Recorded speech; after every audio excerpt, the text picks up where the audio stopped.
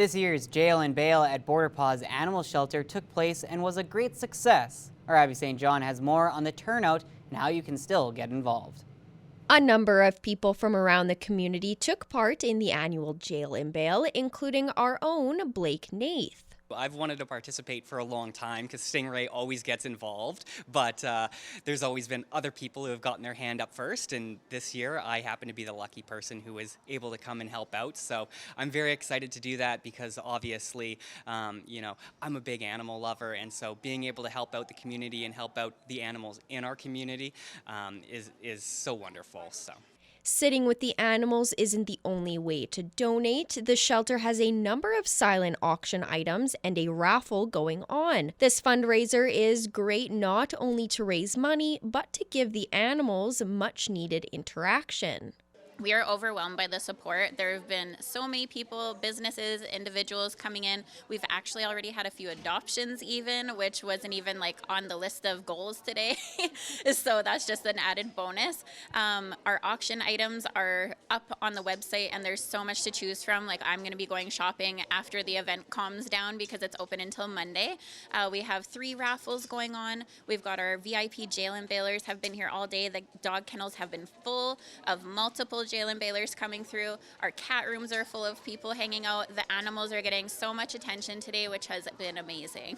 Another fun element added to the fundraiser was to donate to get a coworker or friend arrested by the RCMP and the official Border Paws Pawficers. This is just one of the many things that have made this fundraiser exciting. So I'm here today as a officer doing the arresting. Some people's coworkers have decided they need to spend a little time in the slammer. It's quite astounding, just the sheer volume of people who come out to make this work. The goal this year is to raise around $40,000. All the money donated goes right back into ensuring the animals are taken care of in any way they need. Every amount raised is going to be going towards our medical costs of the animals. It goes to their spay and neuters, their vaccines, and any kind of like medical that they require when they come into the shelter. So every little bit is going to make such a huge difference for us. The 2 raffles will be going on till December 15th and 20th, and the silent auction will remain open till 8 p.m. on Monday. To donate or take part in the auctions, visit their website, lloydminsterspca.com. Abby St. John, Primetime Local News. Bud Miller Park is a staple location here in Lloydminster, and City Council reviewed their master plan for the All Seasons Park this week. An updated master plan was presented at the weekly meeting. Councillors were on board with the necessary changes needed in the park. There was various items that we know need some attention. The sundial is one that was identified. The PSM area just around those beautiful blocks are starting to show wear and tear, and the asphalt trails, definitely there's some rough spots.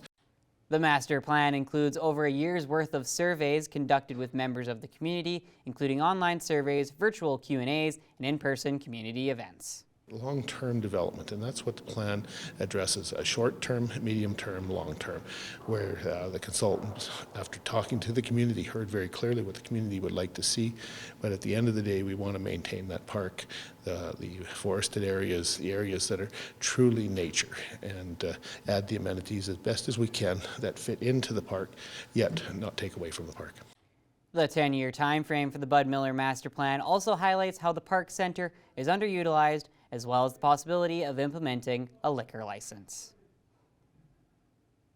The Saskatchewan government has elected 12 students to be a part of the Provincial Youth Council. One of the students selected is Lloydminster Comprehensive High School's very own. I would really like to emphasize different programs and just so students know what options there are for them and different just routes of accessibility. Emery's been involved in many different projects since joining LCHS, and her leadership qualities haven't gone unnoticed. I think her level of care for others, wanting to make places better, experiences better for students, and that's Emery. She's always involved in leadership opportunities within the school to make LCHS a better place.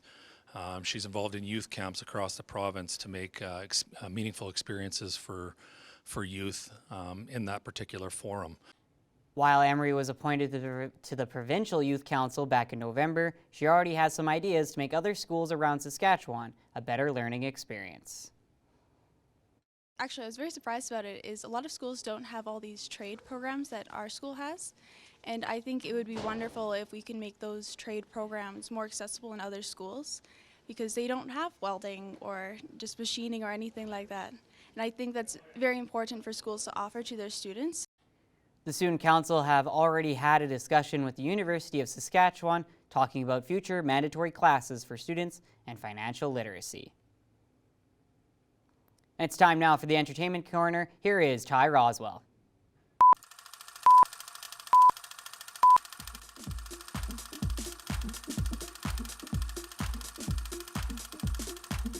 I'm Ty Roswell, and I'm here once again at May Cinema 6 to give you the scoop on what's going on in the movie world this weekend.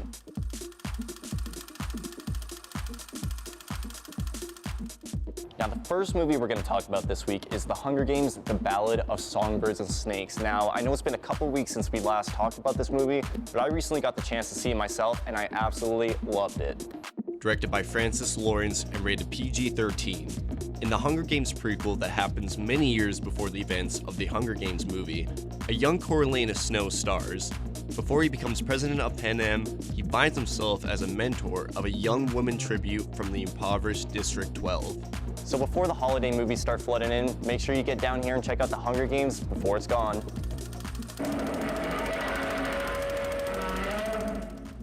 Now, our big movie premiere this week is something very special. It's Godzilla -1. Now, I've been a huge Godzilla fan my entire life, so I am super excited to be able to see one of the Toho movies in theaters.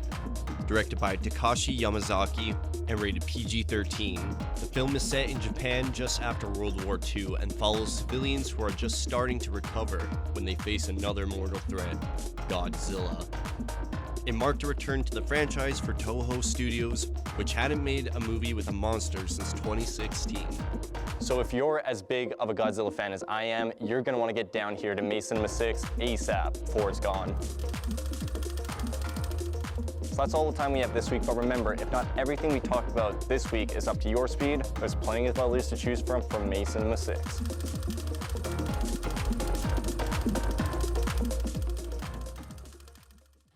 Well, I certainly think heading out to Godzilla would be very interesting, but it's not like usual where the movie theater is a nice and warm place compared to outside. It's kind of really been warm throughout all this week here into December. But how is this weekend looking, Abby? Are we still going to be seeing these nice warm weather continue on into the weekend and hopefully into next week as well? I think so. I think we're supposed to get a pretty sunny day tomorrow. A little bit of cloud coverage, and then it gets a little bit more in the evening. But for the most part, we're still looking very, very good for this month. You know, usually we're in the -20s by now, and there's a bunch of snow on the ground, or we're getting a bunch of snow. But that has not been the case so far. It is currently -5 here in the border city. It wasn't too bad. It was a little bit, it felt a little frigid today when I was outside.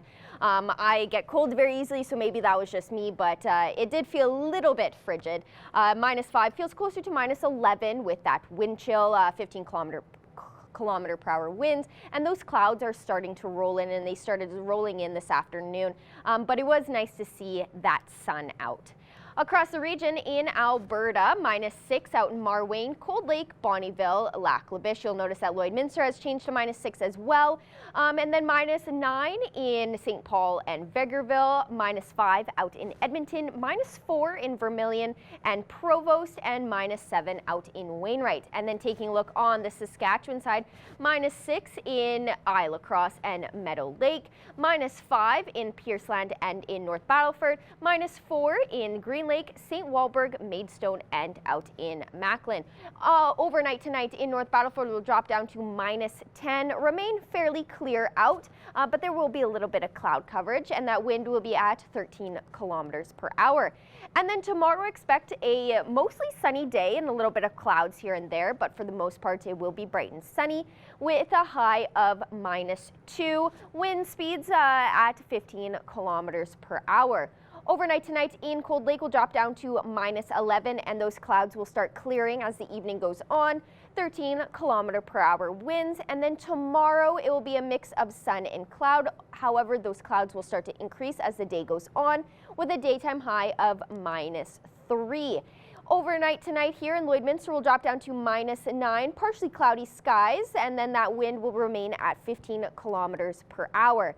And then tomorrow, just to break down the day around 6 a.m., it will be mostly clear skies with a high of -9. So it'll be quite cold with that wind coming in at 17 kilometers per hour. And then around noon, it will be a little bit sunny out. We are expected to see some sun throughout the day, throughout most of the midday, with a -4 degree temperature, 17 kilometer per hour winds. That will slow down around 6 p.m. to 13 kilometers per hour, -8.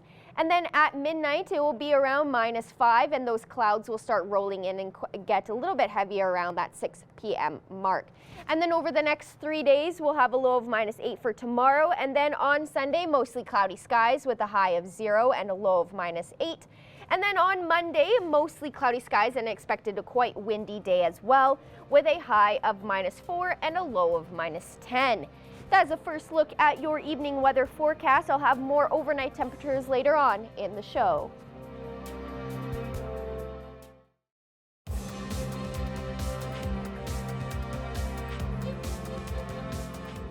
The Lloydminster Classic Oilfield Bandits are looking to climb the standings in the NEAGBHL with a big rivalry matchup against the Vermilion Tigers. Our Thomas Wildman has more.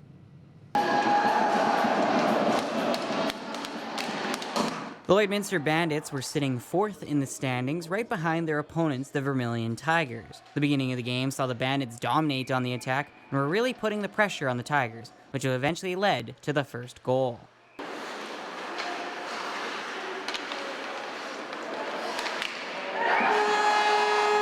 Ben Rollick would get the Bandits on the board with help from Maddox Woodbury and Costin Eaton. This would be a bit of a wake-up call for the Tigers, as before the end of the first, Danon Pavka would tie it up for the Tigers.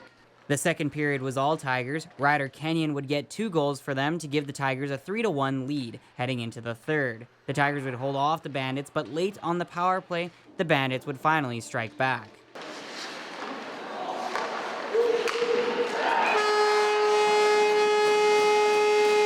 Ben Rollick would once again score to bring the game within 1, but despite the surge in energy the Bandits got after this goal, there wasn't enough time for the Bandits to come back, and so the Tigers held on to a 3-2 victory. The guys were working hard, but I thought we weren't getting the bounces we needed and not getting shots through, which affected us big time, I thought.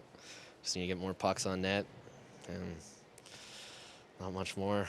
Despite the loss, the Bandits are undeterred and plan on finishing 2023 strong before the Christmas break. 3 games, hopefully take minimum 2 out of 3, but we're striving for 3 out of 3. We owe Wainwright, beat us a couple times this year, so we owe them 1. But other than that, yeah, finish hard, get to Christmas break, hopefully get healthy. Flu bug's going through our team. I imagine it is every other team in the league as well. And hopefully everybody can reset and get healthy and gear up for playoffs. The Bandits' next matchup will once again be at the Centennial Civic Center against the Cold Lake Ice this Saturday. Thomas Wildman, Primetime, local news. And now we'll take a look at your wonderful pet pictures for our Pet Pad picks. If you would like to see your pet on our show, be sure to submit your photos to the Stingray Pets and Weather Photos on Facebook.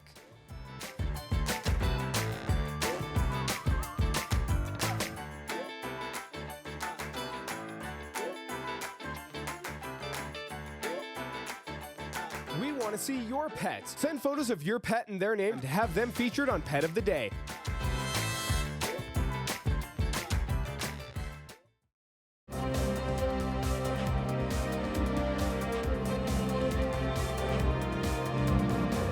Well, it's always a special day at Primetime Local News when Brett Kissel joins us. Brett is so busy and has taken the time out to speak with us to talk about everything going on in his life. Brett, thank you so much for joining us today.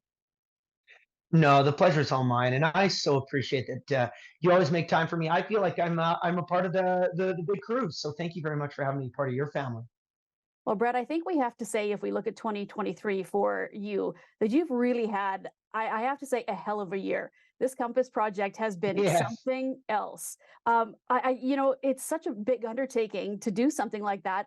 Where do you go from here now? Do you try and top that, or do you relax a little bit, or what's going to happen with your life for a bit? Y- it's a great question. There's definitely a lot to consider. And I always try to top, whatever it was that I've done before and try to do something unique and something interesting. The Compass Project certainly was all those things, very ambitious, very unique, very interesting for my fans and the industry alike. But the reality here now is that I've learned over the last 10 years that it's really important to actually stop and smell the roses. And that's something that I've rarely done over the course of my career or my entire life. So I'm going to take a bit of a different approach and see where inspiration is going to strike and see what creative juices are going to flow if I just take a moment to stop, breathe, and reflect. Doesn't mean I don't want to put my foot on the gas pedal by any sense, but I just feel that there's a bit of maturity that comes with being in this business for 10 years on the national side of things and international side of things, and being able to chase after my kids and spend a lot more time at the farm. Inspiration always does strike in the most unique ways. So I'm just waiting for that to happen, and then I'll know what lane to travel down. But never stop to smell the roses. So that's what I'm going to do especially over Christmas. Well, in regards to the Compass Project, the latest release was the North album, and this is all live stuff. Brett, is it a bit more of a challenge recording live? Did you find, or was it not that real big of a deal? It wasn't a big deal at all. It was so fun. It was so fun. Um, One of my favorite things about the North album is that I was able to go with my band, and because we've actually recorded every show that we've done for years, like 7 or 8 years. So for me, getting a chance to go back to the archives and sit down with the boys in the band and say, do you remember when we played Calgary Stampede? Remember that first song up? Or do you remember, 2 summers ago when we played in Anchorage, Alaska, opening for Sam Hunt or Brad Paisley? We were able to actually make a list of our favorite shows. Then we're able to go through the archives and find our favorite songs from those favorite shows. So when you listen to the North album, the live album of the Compass Project, and you listen to Airwaves, it might be live from Toronto.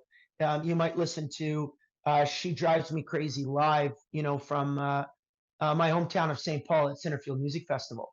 So it's really, really cool that we're able to actually, for the North album, take this national approach to it, which I think is the most unique way to have ever done a live album. Now, you are going to be going out on tour still in support of the Compass Project. One of those dates is going to be in Bonnyville. So there's a chance for your hometown and area fans to see you. Tell me about the Bonnyville show. Are you excited about that? And is it going to be maybe some Christmas stuff infused in there too, or straight Compass songs? How's that going to work? I'm not exactly sure what the set list is going to be because I've got so much material that we really just look at the crowd and we say, okay, where do we want to take this crowd tonight? What journey do we want to put them on? So there's a very good chance I'll play some Christmas songs, especially, I've got this new song called I Want a Massey Ferguson for Christmas. And that is actually the number one most added song at Canadian radio. It's the number one Christmas song right now in Canada. So um, to me, like, we're going to have a lot of fun looking through the set list because anytime you come to the hometown, it's actually a lot more special than so many of the other venues because I actually might be able to go and take everyone on a journey from the early days, especially if I see somebody, from my childhood or something like that. So that's what makes the Bonneville show so special. And we don't have many tickets left. I think it's just under 100 now. So we'd love it if we could sell that show out. And people just go to brettkissel.com. You can get your tickets and we'll have a great hometown party. So, Brett, what is a Kissel Christmas going to look like this year?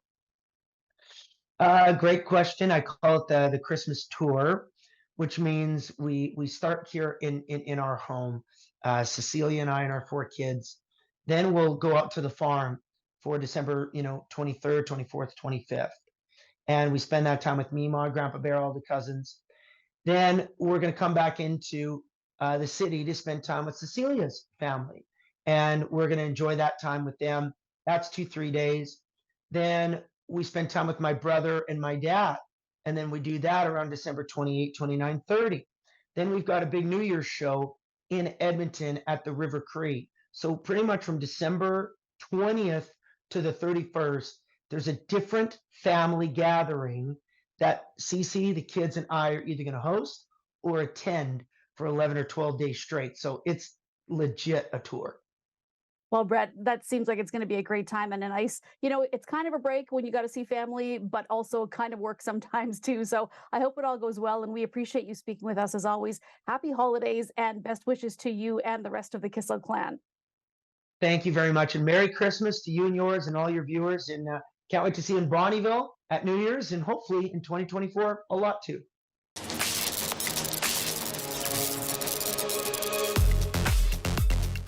The Border City Farmers Market is hosting 2 Christmas markets this year, and the first one is coming up tomorrow right here at the Service Sports Center. Admission is free for you to come down and check out over 100 vendors. What a great opportunity to pick up some unique items that are going to make great Christmas gifts and get everything you need to celebrate Christmas this year. Also tomorrow, there's going to be live entertainment throughout the afternoon.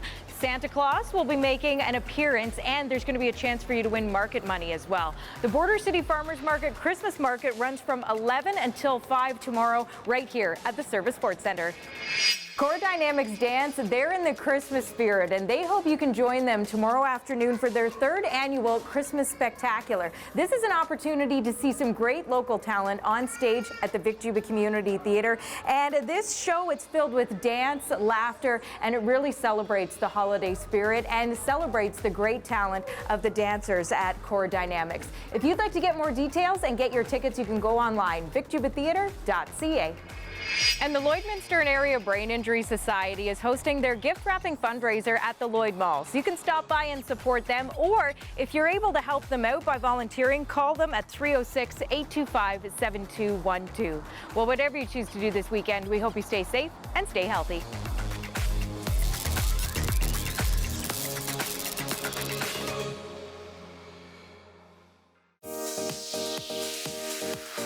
What's Happening is brought to you by Northern Factory Workwear, Circle Drive East, Saskatoon, and Highway 17 South, Lloydminster.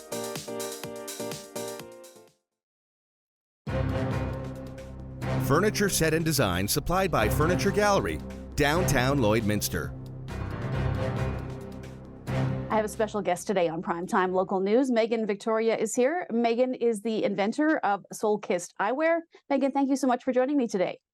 Thank you so much for having me. Megan, I discovered you when I was watching Dragon's Den, and I saw the pitch that you made, and I saw the product, and I thought, this is absolutely unique and something that is so much needed. I try to wear sunglasses, and I get the same thing. They pinch my nose, they pinch my ears, not made for my face shape. So tell me a little bit about the product and why you decided that there was this need for it.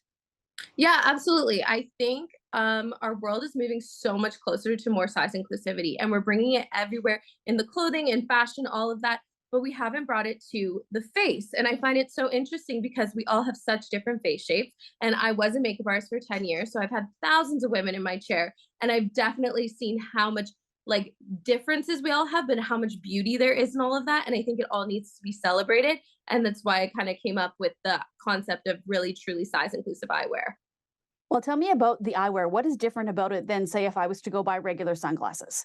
Yeah, absolutely. So sunglasses and eyewear tend to be made in a really standardized sizing. So about 140 to 145 millimeters in width.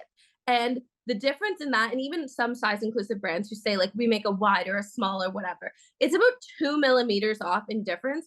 And our faces are much more different than 2 millimeters like between you. I think of my family and I think of how different everyone's faces are. And so there's those things, but there's also like if you have a wider face, I really never want just to widen the measurements of sunglasses. Anyone can do that. But the idea is that we're designed to fit and flatter. So there's little things like the lift in like the visual lift in the eyebrow bone. A lot of cat eyes will go up and then they go down. It ruins that. So I wanted to take little moments of the face and like we have soft square angles. So I always say like when you get your nails done, you get like a rounded square. You don't usually get a square or a round. You kind of get that in between. And that sits in harmony with both round and square faces, which tends to be where like wider faces come from. And it's just those little things that I call like intentional design. Now, in regards to these glasses, can you get them in both sunglasses and for regular frames as well? So we started with like blue light glasses, and that's what I'm wearing. And then I've put my prescription in it, and many of our customers do the same. I think I am going to work on expanding the eyewear category. At first, for me, it was a much more like fun, like make fashion fun sunglasses. They're such a fun accessory. But then people were really like, yes, but I really need glasses too. So starting with the blue light was great, but now we're definitely going to expand that eyewear category. Megan, how did you make this happen? I mean, this is not something that most people can do and just say, I think I need to change the world a little bit, so I'm just going to set out and do it. Like, how long did this process take? Yeah, so it all started during COVID. We're a COVID business, like many entrepreneurs out there, which I think is really incredible. But yeah, I was a makeup artist. I was on set doing all of that. And then one day they said, go home. COVID is here. We're going into lockdown. And at the time, I really like wasn't thinking like I was going to create an eyewear brand. It was never something on my brain. But I went to the beach one day and I just remember sitting there in a really cute little swimsuit, my cover up, feeling great, but then realizing like I just hated my sunglasses and I hated how I felt insecure on this silly, like more shallow thing. But at the same time, if I was wearing jeans or pants too small, someone would just say, go get another size, and it wouldn't be a big deal. But you couldn't do that with the eyewear category. And I thought, why not? That's kind of crazy. And I thought with my background that I was the person who would have the skill set and of course like the passion to do it. And just like I love making people feel beautiful. It's part of like why I've loved being a makeup artist, just celebrating all those differences in beautifulness. And so it was the perfect kind of project. And when I have an idea, I can't stop until it's like complete and good. And so I just went home, I started researching. I wanted to know how eyes work, how light reflection works. I knew I never wanted to just create like a pair of plastic sunglasses, but truly understand how to create like a quality pair that would last people. So I would say the process took about a year for like concept of design to actually launching. And that's prototyping, sampling, all of these things. I will say, blessed for the internet. It's an amazing tool. I spent a lot of time on Reddit threads reading from other optometrist companies and optometrists to find suppliers, to find like what I needed to do and kind of just put it all together. And then social media really was like the way that we pushed the brand forward once I had the prototype. You ended up getting a deal with Michelle Romano on Dragon's Den. How has that been for you? Has that been just an amazing partnership to help with everything? Yeah, so getting those offers on Dragon's Den is extremely like validating and really fulfilling. I will say what people don't really understand is there's a long process that goes on behind the scenes. So there's a lot of back and forth. There's a lot of negotiations. And also we filmed that I would like the beginning of the year, like around April, May. So your company can change a lot in 6 months, especially for us. Like this year has been just explosive growth, which has been really incredible. But it also kind of makes you kind of take a step back and go, okay, what is the direction I want to take? Where do I want to go with it? And then it like just adds a little bit more questions to the mix. So it was an extreme honor to like have that partnership. And that's just something we're kind of like in the talks behind the scenes about. Well, I really appreciate you chatting with me today. And this is just such a great thing. And it's nice that somebody's thinking about size inclusivity in a different space that it wouldn't Absolutely. happen. So if anybody is looking, and these would make great Christmas gifts if you're looking for last minute stuff. So how do we find out more about the Soul Kissed eyewear company? Yeah. So you can go to soulkist.ca, SOLKYST. As well, we are on Instagram and TikTok at shop.soulkist. And we have like a great community there. And I will say our Instagram, you can see so many beautiful women and men rocking our glasses and just feeling amazing about themselves. And so I'm just like very proud of that factor. Well, I really appreciate you chatting with us today. Thank you so much. And we're looking forward My to seeing pleasure. what comes next. Thank you. And finally, if you're heading to New York this holiday season, you could live the life of a favorite Christmas movie character. The Plaza Hotel is offering a Home Alone 2 experience. It lets you live out your Kevin McAllister dreams by recreating some of the movie's most iconic scenes. Visitors will start the experience with a 4-hour private limo ride around the Big Apple to visit filming locations, and then you'll return to your room where you'll be treated to a Home Alone sundae, 16 scoops of ice cream, whipped cream, M&Ms, and more. I think this is fantastic, especially now, Home Alone is such a staple for Christmases. All over families, love this movie. The second movie is fantastic. I think it's perfect for the holidays. And Macaulay Culkin just got his star on the Hollywood Walk of Fame, so this kind of just adds to it a little bit, I think. Yeah, exactly. And I actually, one of the few people, I know the second movie is decently liked. I actually like it quite a bit. I And do too. It's a very good movie. I very much enjoy the part about them defending the money from the burglars that is going towards cancer patients. That's very good for them. Absolutely. Great movie there, Christmas movie for that. But that will do it for our show this week. We will have lots more news throughout the weekend as well as on Monday. So thank you so much for joining us and have a good rest of your week.